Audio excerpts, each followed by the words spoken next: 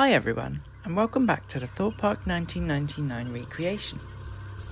In this video, I'm moving on to the next big feature of the area, the Daredevil Drivers building and its surroundings.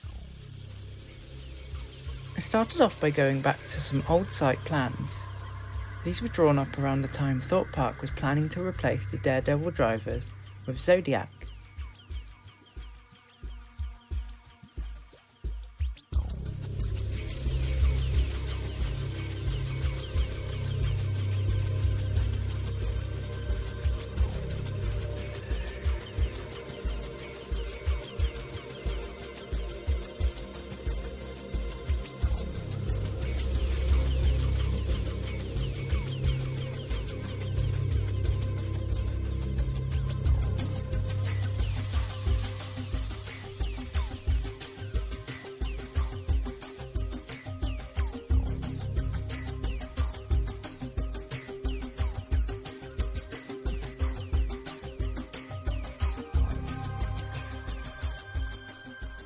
These plans were really useful because they gave a clear picture of the layout of the buildings that were there in 1999.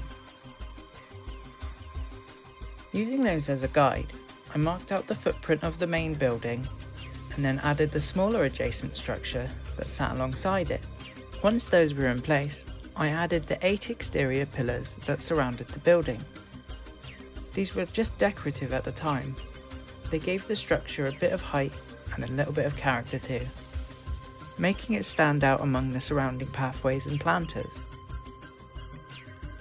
Back when it was the 180 cinema, the larger pillars were used as ticket booths.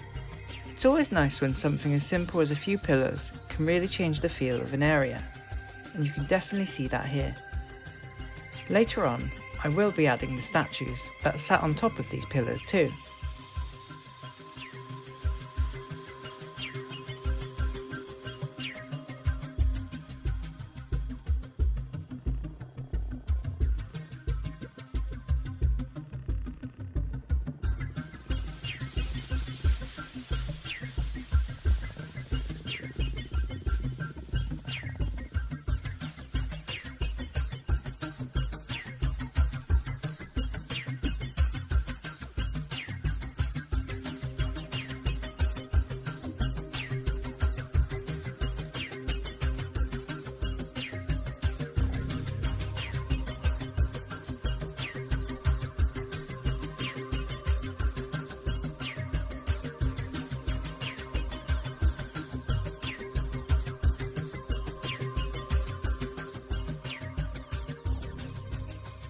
With the building itself marked out, I moved on to the paving.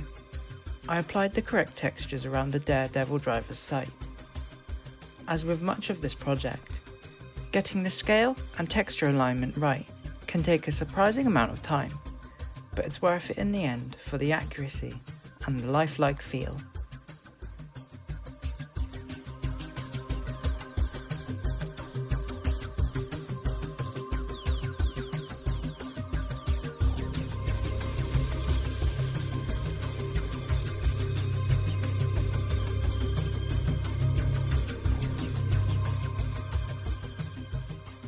If you're enjoying the project and want to dive deeper behind the scenes, consider joining the community on Patreon. You'll get access to exclusive content, early builds of the game, and some great rewards along the way. Massive thanks to all the current supporters. Every bit of support helps keep the project moving. Now back to it. After that, I tackled the queue-line fencing. Now, fencing might not sound exciting, but it really helps to define the flow of the area. This is where guests would have stood and waited for their turn to go on the Daredevil Drivers. So getting that placement right makes the whole space feel more believable.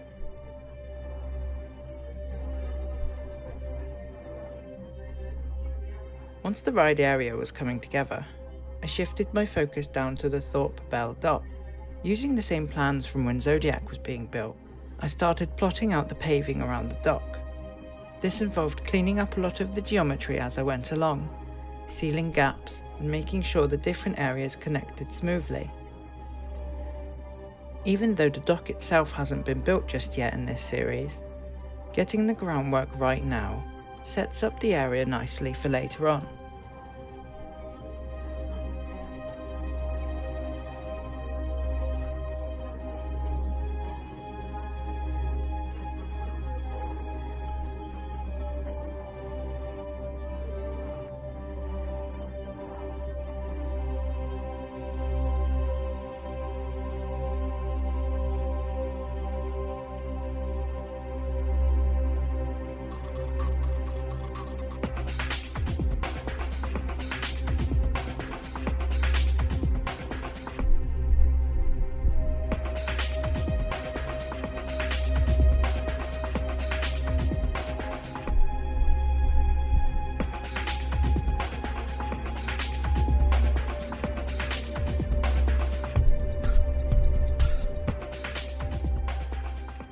So, the Daredevil Drivers building, its queue fencing and the paving around the Thorpe Belle dock are all in place. It's not the flashiest episode, but it's an important one for tying the area together to make it feel more busy. If you have any photos or footage from this area of the park in the late 90s, especially the Daredevil Drivers or the Thorpe Belle area, please do get in touch by email or over on the Discord. Every little detail helps bring this recreation closer to life. Next time, I'll be adding more plants around this section to soften it up and make it feel more natural. I'll also work on the paving at the bottom of the dome's tiered flower bed.